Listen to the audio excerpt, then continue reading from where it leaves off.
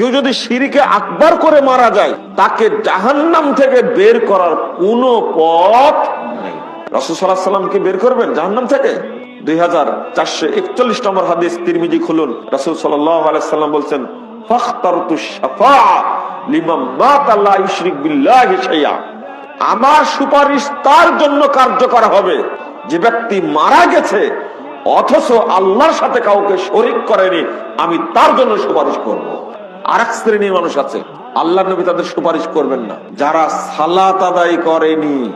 এর তিনটা শ্রেণী। এক শ্রেণী যারা সালাতকে অস্বীকার করে, তারা মুসলমান না। ওর নাম আব্দুর রহমান হলেও, আব্দুল্লাহ হলেও সে কাফের।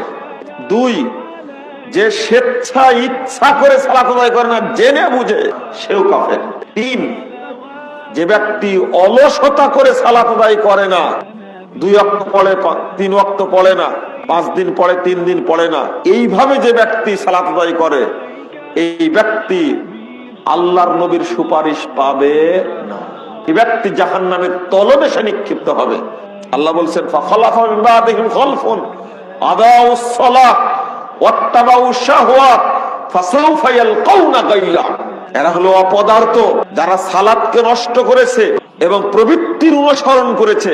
আল্লাহ রাব্বুল আলামিন বলেছেন, ফাসাউফা ইয়ালকাউনা গায়য়া, অচিরেই তারা জাহান্নামের তলদেশে নিক্ষিপ্ত হবে।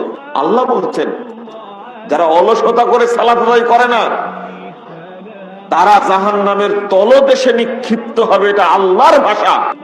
আল্লাহ রাসূল সাল্লাল্লাহু আলাইহি ওয়াসাল্লাম বলেছেন, আমান তারাকাহা ফাকাদ আশরাকা। যে ব্যক্তি সালাত ছেড়ে দিল, সেই ব্যক্তি শিরিক করলো।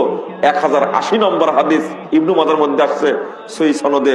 তাহলে বোঝা যাচ্ছে যারা সালাত পড়ে না তারাও শিরিক করে।